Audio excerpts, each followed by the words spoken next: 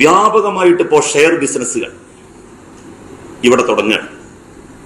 സ്വകാര്യ ആളുകൾ, ഒരു 5-10 പൈസക്കാരായിട്ടുള്ള ആൾക്കാർ ഒത്തുകൂടും, എന്നിട്ട് ഷെയർ വാങ്ങും. ഈ കമ്മിറ്റികളുടെ ഒക്കെ ചെയർമാൻ സ്ഥാനത്ത് പാണക്കാട്ടെ തങ്ങന്മാരെയാണ് അവർ വെക്കുന്നത്. തങ്ങന്മാര് ചെയർമാന്മാര്. ആ സാധുക്കൾ ഒന്നും അറിയില്ല. അവരെ ചെന്ന് നിങ്ങൾ ചെയർമാനാണ് ഇതിന്റെ, വയനാട്ടിൽ നമുക്ക് ഒരു 50 ഏക്കർ ഭൂമിയുണ്ട്, അവിടെ ഒരു ഫാം തുടങ്ങാൻ വേണ്ടി പോവുകയാണ്. എന്നിട്ട് നാട്ടുകാരെ അടുത്ത് നടന്നിട്ട് പൈസ പിരിക്കുക.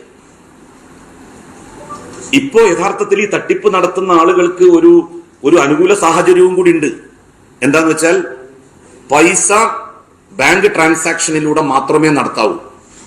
നമ്മൾ പണ്ടത്തെ പോലെ ചെക്കിൽ പണം എഴുതിയിട്ട് കോടതിയിൽ കൊണ്ടുപോയാൽ കോടതി ഇനി മുതൽ അത് സ്വീകരിക്കില്ല എന്നാണ് പറയുന്നത്. അപ്പൊ നല്ല സുഖമായിപ്പോ.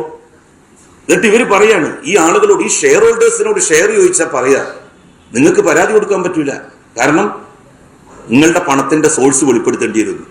ഈ സാധുക്കളെ പേടിപ്പിക്കുക. ഇതാണ് ഈ 35 കോടി രൂപ TP ഹാരിസിന്റെ തട്ടിപ്പിലും നടന്നിട്ടുള്ളത്, മറ്റു പല തട്ടിപ്പിലും. അപ്പൊ എനിക്ക് പാണക്കാട് കുടുംബത്തോട് അഭ്യർത്ഥിക്കാനുള്ളത്, പാണക്കാട്ടെ തങ്ങന്മാര് ഒരു സ്വകാര്യ ഏതെങ്കിലും ആളുകൾ ഷെയർ ബിസിനസ്സിൽ തുടങ്ങുന്ന ഒരു സ്വകാര്യ സംരംഭത്തിന്റെയും ചെയർമാൻ സ്ഥാനം ഏറ്റെടുക്കരുത്. ഉള്ള ചെയർമാൻ സ്ഥാനങ്ങൾ അവർ രാജിവെക്കണം.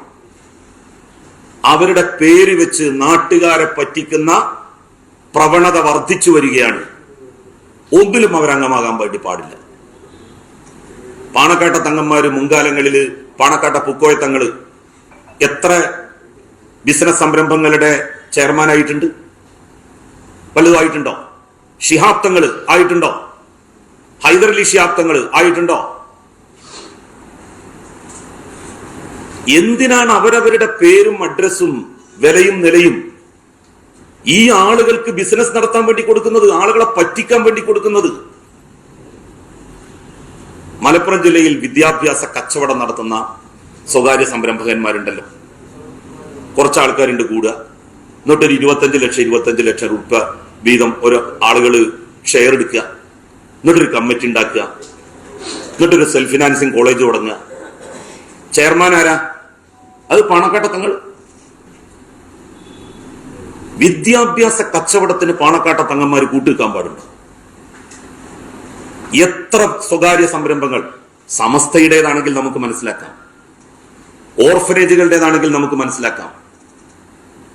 എന്നാൽ സ്വകാര്യ വ്യക്തികൾ ഉണ്ടാക്കുന്ന ട്രസ്റ്റിന്റെ ചെയർമാൻമാരായി എത്ര വിദ്യാഭ്യാസ സ്ഥാപനങ്ങൾ ഈ ജില്ലയിലും മറ്റു പല ജില്ലകളിലും മലബാറിൽ നടക്കുന്നുണ്ട്. തികഞ്ഞ വിദ്യാഭ്യാസ കച്ചവടം. ആ വിദ്യാഭ്യാസ കച്ചവടം അവസാനിക്കണമെങ്കിൽ തങ്ങന്മാര് ഇത്തരത്തിലുള്ള ഒരു ട്രസ്റ്റിന്റെയും ചെയർമാൻ സ്ഥാനം ഏറ്റെടുക്കില്ല എന്ന് അസന്നിഗ്ധമായി പ്രഖ്യാപിക്കണം. അതിനാദ്യം വേണ്ടത് പാണക്കാട് കുടുംബത്തിന്റെ ഉടമസ്ഥതയിലുള്ള പാണക്കാട് ഹയർ സെക്കൻഡറി സ്കൂളിൽ വിദ്യാർത്ഥി പ്രവേശനത്തിനും അധ്യാപക നിയമനത്തിനും അടുത്ത വർഷം മുതൽ ഒരു ചില്ലി പൈസ പോലും വാങ്ങില്ല എന്ന് അവർ പ്രഖ്യാപിക്കണം. അങ്ങനെ പ്രഖ്യാപിച്ചാൽ മാത്രമേ വിദ്യാഭ്യാസ കച്ചവടത്തിനെതിരായിട്ടുള്ള യുദ്ധം ഈ ജില്ലയിൽ ആരംഭിക്കാൻ വേണ്ടി കഴിയും. മുസ്ലിം ലീഗിന്റെ നേതൃത്വത്തിന് വിദ്യാഭ്യാസ കച്ചവടം നടത്തുന്നവർക്കെതിരായി വിരൽ ചൂണ്ടാൻ സാധിക്കും. അങ്ങനെ ഒരു വിപ്ലവം ഇവിടെ നടക്കണം. അതിനു വേണ്ടിയിട്ടാണ് ഈ പത്രസമ്മേളനം ഞാൻ വിളിക്കണമെന്ന് തീരുമാനിച്ചത്. ആരും ഇത് മിണ്ടൂല, ആർക്കും ഇത് പുറത്തു പറയാൻ ധൈര്യമില്ല, എല്ലാവർക്കും പേടി. എല്ലാവരും അങ്ങനെ പേടിച്ചിരുന്നാൽ ഈ നാട്ടിൽ പാവപ്പെട്ട മനുഷ്യന്മാരാണ് വഞ്ചിക്കപ്പെടുന്നത്. എത്രയോ ആളുകൾ ഗൾഫിൽ നിന്ന് ജീവിതം മുഴുവൻ പ്രയാസപ്പെട്ട ആളുകൾ, അവര് കിട്ടിയ സമ്പാദ്യം തങ്ങളുടെ പ്രിയപ്പെട്ട നേതാക്കന്മാര് നേതൃത്വം നൽകുന്ന ട്രസ്റ്റിലേക്ക് നിക്ഷേപിക്കുന്നത്, അതിന്റെ ലാഭം തിരിച്ചു കിട്ടി അവസാന കാലത്ത് നല്ലതുപോലെ ജീവിക്കണമെന്നുള്ള ആഗ്രഹത്തിലാണ്. പക്ഷെ ആ പണം തന്നെ നഷ്ടമാകുന്ന സ്ഥിതി നിലനിൽക്കുന്നു.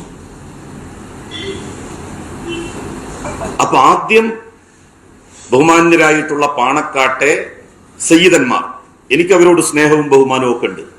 അതുകൊണ്ടാണ് ഞാൻ പറയുന്നത്, അവര് ഒരു കച്ചവടക്കാരന്റെ ട്രസ്റ്റിന്റെ, ഒരു സ്വകാര്യ സംരംഭങ്ങളുടെ ട്രസ്റ്റിന്റെ അമരത്തും ഉണ്ടാവാൻ പാടില്ല.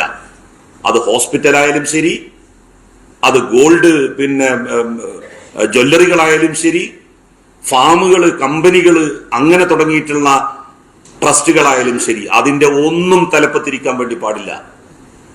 ഈ നാട്ടിലെ ഒരു രാഷ്ട്രീയ പാർട്ടിയുടെ നേതാവും അങ്ങനെ ചെയ്യുന്നില്ല. അതാണ് ലീഗുകാർ മനസ്സിലാക്കേണ്ടത്. കോൺഗ്രസ് ആണ് എല്ലാ നിലക്കും ഇത്തരം കാര്യങ്ങളിലൊക്കെ